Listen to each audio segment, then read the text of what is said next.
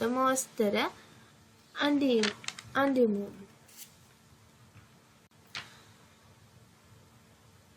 අපි වෘත්තමෝස්තර වෘත්තාකාර හැඩයක් නැති දෑ කලින් හඳුනාගත්තනේ.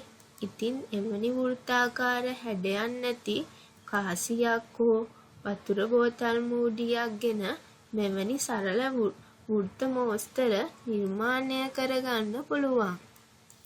මේ ආකාරයට ලස්සන වෘත්තමෝස්තර ඔයාලටත් නිර්මාණය කරගන්න පුළුවන්.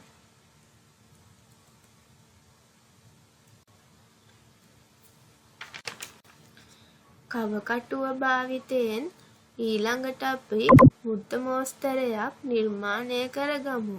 ඔයාලට කැමති දුරක් ගෙන එනම් අරයක් ගෙන කවකටුව භාවිතයෙන් වෘත්තයක් නිර්මාණය කරගන්න. ඉන්පසුව එම අරයම ගෙන කවකටුවේ තුඩ වෘත්තය මත ඇති ඕනෑම ලක්ෂයක තබා නැවත වෘත්තයක් නිර්මාණය කරගන්න.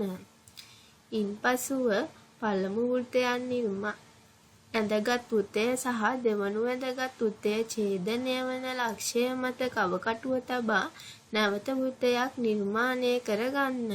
නැවතත් පළමු නිර්මාණය කරගත් වෘත්තය සහ දෙවනුව නිර්මාණය කරගත් වෘත්තය ඡේදනය වන ලක්ෂය මත කවකටුව තබා නැවතත් වෘත්තයක් ඇඳගන්න. මේ විදිහට වෘත්ත අඳිද්දී ඔයාලට රටාවක් ඇති බවක් තේරෙනව නේද?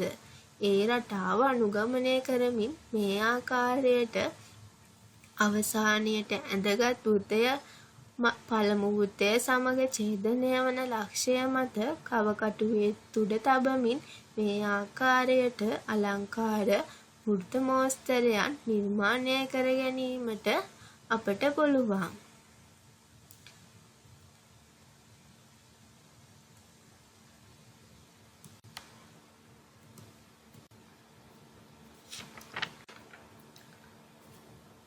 මෙතනින් වෘත්ත පාඩම අවසන්.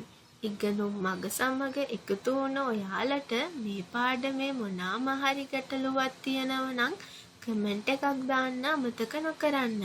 එහෙනම් ඔයාලා හැමෝටම සුබ දවසක්.